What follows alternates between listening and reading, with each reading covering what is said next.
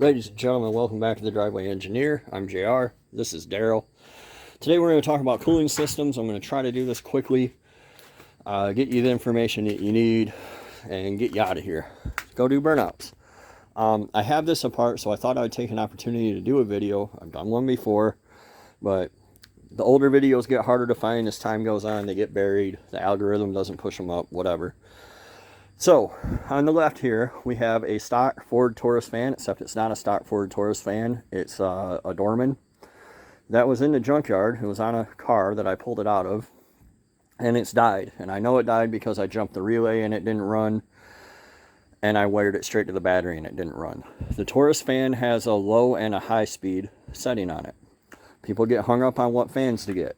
I say it doesn't matter. I say any modern fan is more than sufficient to cool a V8 engine.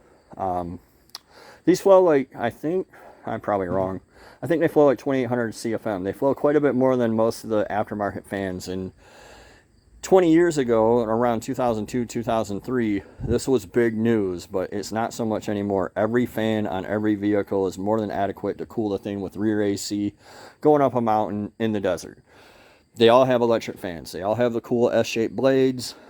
The one on the right is one that I picked up yesterday off the ground in the junkyard from a 2010, 13, I don't know, Dodge Caravan with a 3.3 liter. It was literally laying on the ground. I was looking for another Taurus fan, but they're a little thin on the ground now. And I was looking for one because, not because it's the best, but because I already have the plug wired for it. But I found this one laying on the ground. It was right in front of the van. I took the plug out. I hacked the hell out of the shroud until it fit. You can see I cut big pieces off and I cut a lot of smaller pieces off. So, find any fan you want. It doesn't matter. Mercury Villagers have dual fans. Dodge Intrepids have dual fans. If you insist on dual fans, I'm fine with a single. Honda CRVs and Pilots use a really thin fan. There's a lot of fans out there. You don't have to go get any certain fan. Just get something that's big enough to cover your radiator. Or like I did, something that's too big to cover your radiator. I guarantee that thing will cool just fine. Onto the actual cooling system. For me, this will work for you if you have a C10 also. Those hoses are stock Silverado, like 2003. Hoses that go up to my heater core. They fit fine. They're a little long. I should have trimmed them down, but I didn't, and I never will now. My lower hose is the stock small block hose, thermostat lower hose. Trimmed it up a little bit. Fits fine. No issues. The upper hose is a stock hose. This is one that I, again, picked up from the junkyard yesterday because I took that one off of this since the fan was dead and I needed one for my Toyota. This is a stock Silverado 99 to 07 hose. It's really long, 1.25 inches. My 79 C10, this is the stock inline 6 radiator. It's always been the stock inline 6 radiator. So, that's that. Steam ports. You don't have to have the rears. They deleted them later. I know that, you know, everybody thinks that they're racing the list and they're the next Bob Lutz or whatever his name is, but you're not, and you don't need the rears. Don't if you don't have them, don't use them. Don't worry about it. You do need the fronts though. You have to have a way for air to get out of the system. And the way that I believe, so you'll have a crossover there, and there's a little nub coming out in the back.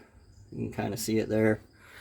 What most people will do is, what I've done is I drilled and tapped the top of my water pump. That's a 1/4 inch MPT. It's into a water passage in the pump. Some people will use this flat spot in a right angle. Some people will go down to the heater hose with a barb fitting. I'll put a link for that if you want to do that instead. If you use a stock Silverado radiator, or I think the F-body radiators also have a port on them for a return. But you can't just cap that. You got to return it somehow, some way. I've done mine right there. It's been fine for 3 years. To fill the system, I fill through the top hose here, and I fill it until no bubbles come out of that. And that's how I purge the air. Let's see if I can stand you up here. I'm using my phone today. I don't know where my GoPro is. See if I can stand you up here and show you what that looks like. Or hold on, I'll just take that hose off and fill it right through the neck. So just a second here. All right, shoot that in there. There it goes. See the bubbles? See how it's spurting? So there's air in the system still. That's pretty good. That's pretty clear. I'm going to call this purge. It's done. We're ready to roll. I forgot to mention one thing that trips people up. There's a little barb on each side of the throttle body. You see I left the hose on this one. Coolant in the stock configuration passes through that to warm the throttle body up, kind of like a choke sort of deal. You don't have to do that in a swap. So mine's just hanging and I've done nothing with it, and you don't have to do anything with it either. So thanks for watching, guys. Be sure to like and share. Comment down below if you have any other questions. And hopefully this gets you along the road on your swap a little sooner. See you guys.